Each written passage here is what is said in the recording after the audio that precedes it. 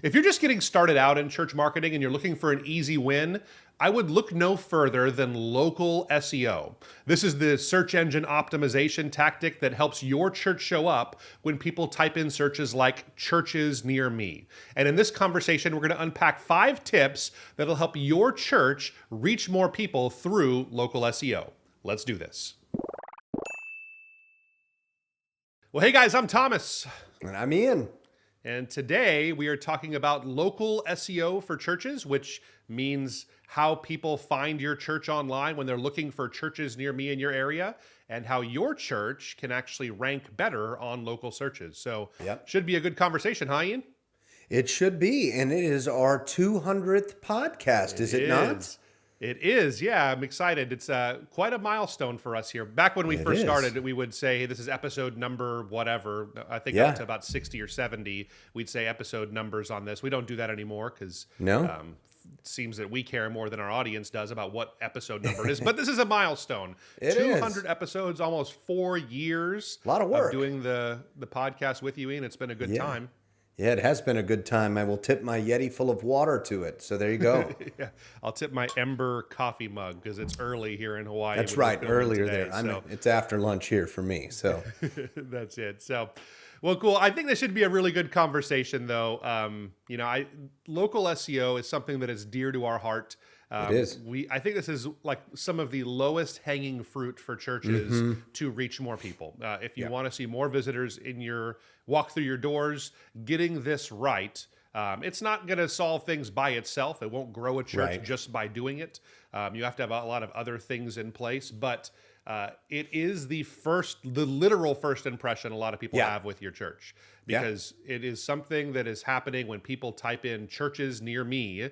And then this is like what it says on Google, and their first experience on your site, that's what they see. So a lot of times we talk about first impressions and we think it's like, hey, right when they sit down and the worship starts or those things. This is like the first of the first impressions. That's right. As your local SEO. So we have some tips that we want to share with you guys. But before I even get into the tips, I do want to mention this. So we have a tool built into our website that does a totally free local SEO rank checker to just kind of see how your church stacks up right now on local SEO. So I want you to take advantage of this. It's something that we provide for free for churches. It actually costs us a little bit of money every time someone runs one. So don't run it for all your every church in your town, please. But if it's something that would help you, and I hope it will, take us up on this. It's a totally free checker to see kind of how you rank on that. I'm going to put a link down in the description if you're watching this on YouTube. If you're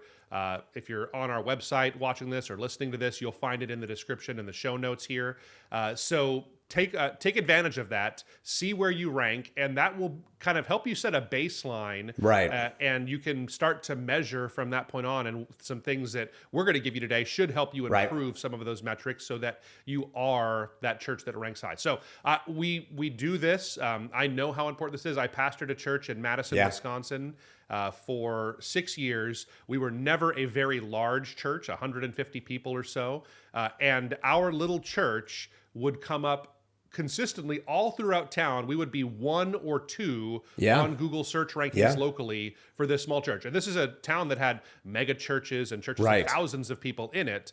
So this is one place that really, regardless of size, even small churches can have a huge leg up in this area. So absolutely something churches of all sizes need to be thinking about. So with that, I'd love to dig in and talk about some of the things that kind of 5 important strategies that we consider when we're thinking about local SEO. So some practical steps you can take to improve your ranking there. So the first one is to optimize your church website for local SEO. Now this is a really broad one, a big one, but local SEO is a little bit different from what we would call like organic or on-page SEO, which is where you rank in the organic searches.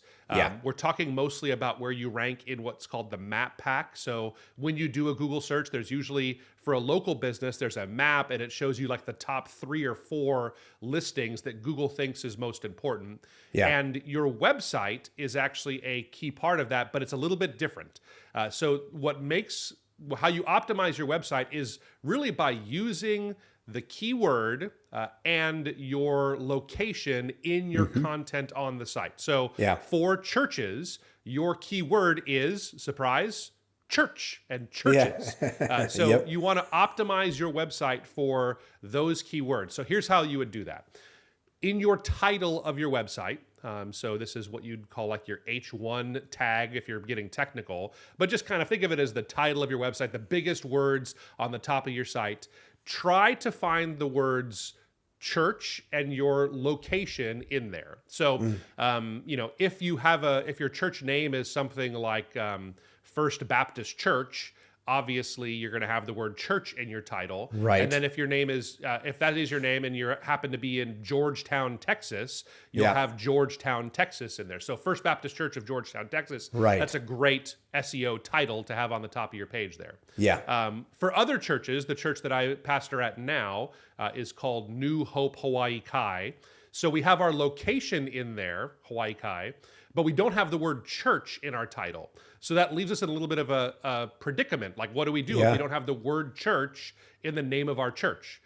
So kind of tricky. So what we usually do in this kind of a case is we will try to use a tagline that goes with it. So New Hope, a church in Hawaii Kai for people like you, or something like that. We haven't. We're sorting some of these things out here at our church as well. So that's some things that that's the way I kind of think of that. So you want to optimize that, and then throughout the content on your site, specifically on your homepage, try to use locations in your content there. So use the word church, use churches. You know, use locations. And here's one of the other tricky things is that for a lot of churches, you're in a location, but you're also part of another location. So for instance, my church is in Hawaii Kai, which is a part of East Honolulu, which is a part of Honolulu, which is on the island of Oahu, right?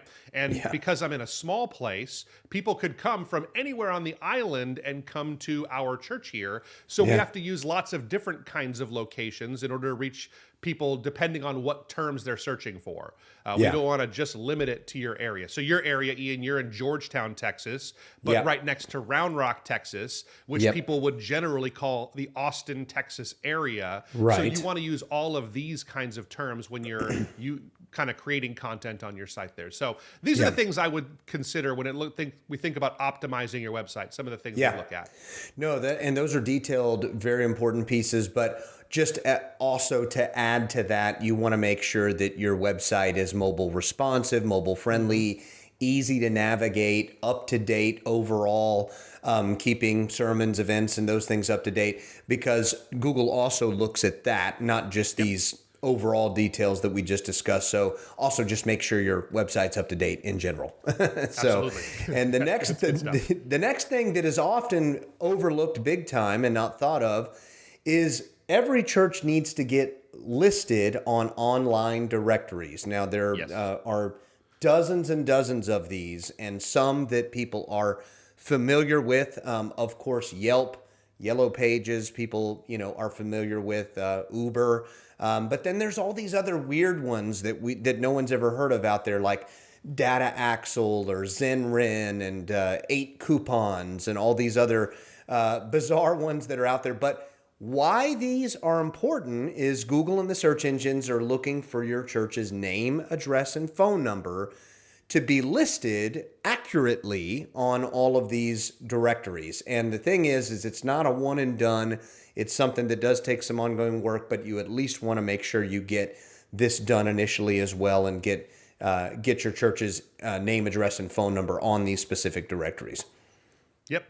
Yeah, that's good stuff. I think that it's not to say that the value of all these is the same. So like if you had to choose between like a citation on Facebook and a citation on 8 Coupons, like I think that there's more weight to the citation Facebook on some of the more prominent ones, your Yelps or Apple Maps or Bing Maps or some of those kinds of things. But I think we, like for churches, when we help them with this, I think there's something like in the 70s is the number of different citations that we go for. Yeah, that's just something you could do. Now, if you're going to do it manually, you could pay a service. Like we have a service that helps churches with this here. You could also do it manually, but it's just a lot of work to go in there and, set up 75 different profiles on different sites.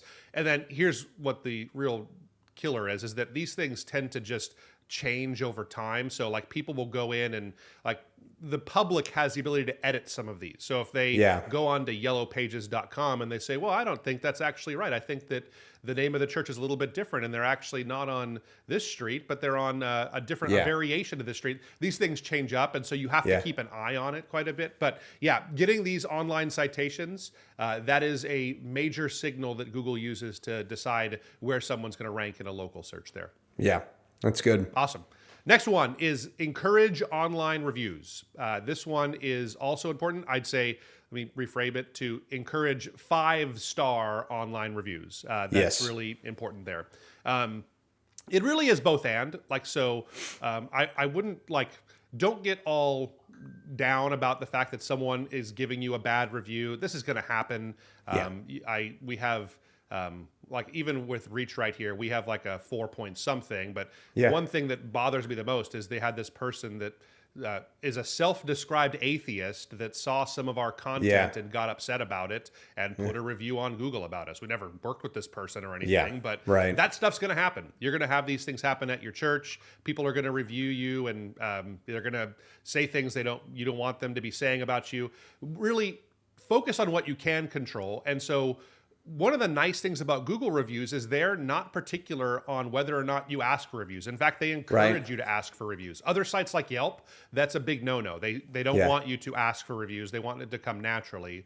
But Google, they encourage everybody to offer reviews. And so at my staff meeting at my church just this week, I told all of our staff members, like leaders within the church, get on there and leave a Google review for us. And make sure it's 5 stars, I told them, even if you're upset with me about something. So I asked them all to do that. And, so they're trickling in right now. And just do things when you're having conversations. I wouldn't be opposed to even in announcements saying, hey, if our church has been a place that you love, if you've been encouraged or blessed, it would mean a lot to us if you would share a review on Google Reviews. And the way we frame it is to think of it more as a testimony. Right? Yes. Think of it as a way for someone to practically tell someone how much they love the church. And it's a way to get their face out there and put their stamp of approval behind it. And it really makes a big difference. So this will absolutely help you to show up higher in those local searches there. So and just a good thing I'll reiterate that you just said,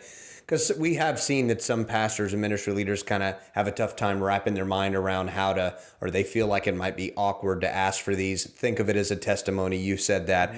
Obviously, you're excited about what God is doing at your church.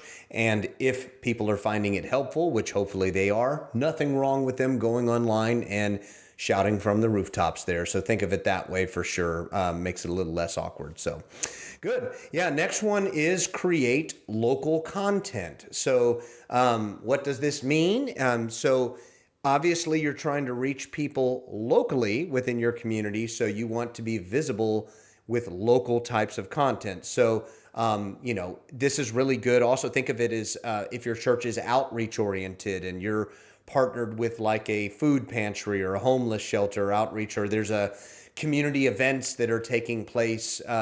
You want to make sure, not that you're an online newspaper for your local city or town, but obviously you want to make sure that you're relevant to things going on, any gatherings, activities that you're involved within your church's community outside the 4 walls, making sure that content is on your website and that you're creating content for that.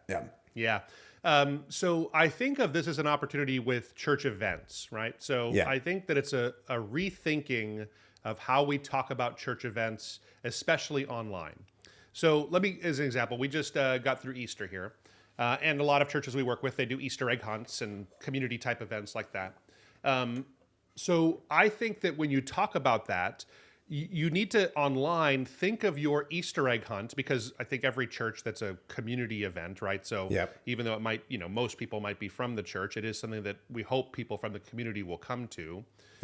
Think of it that way and talk about it that way online. So instead of calling it the First Baptist Easter egg hunt 2024, what if you called it the Georgetown Community Easter egg hunt at First Baptist Church? If you use those kinds of things, that way, if you're using a local location, a place that's there, when people are online searching for Easter egg hunts in Georgetown or something to that effect, which people do search for those kinds of terms. People are looking at that. Great idea is with harvest parties or Halloween parties, those kinds of things. People will type in Halloween events in Austin. They'll do those kinds of searches. So when you talk about your events, rethink them online to be more community-based events and not just like internal church events when we're talking about them. That'll help you to show up in that. And just, again, the rule I told you as the first point here is get your location content into your site. So write your city name, write Georgetown and Round Rock and Austin, and put those kinds of things into your content everywhere you can. And that'll be yet another signal to Google that this is something that is for a local audience there. Yeah, that's good. Good. All right, last one. We end with this one quite often, but it's analyze and adjust. This is something that you need to do. I mentioned before that we have a free analysis tool that you can take advantage of, and the link again is down in the description for that. That's a tool that we put out there so you can take a look at where you stand right now, and then hopefully that will inspire you to make some of the necessary course corrections on things. So you want to analyze your citations that you have on other sites out there. You analyze where you're ranking right now. And then one of the things that I do is I get in the habit of taking a look at other organizations in my same area that are maybe ranking above me and seeing what they're doing that's different from what I'm doing. So, and I know with churches, so we're all on the same team for the most part, right? I think that there's, if you're doing ministry properly, there's dozens of churches in your town probably that, you support them, you want them to succeed, you want to succeed. So it's not to say, hey, we want to beat them out or anything like that.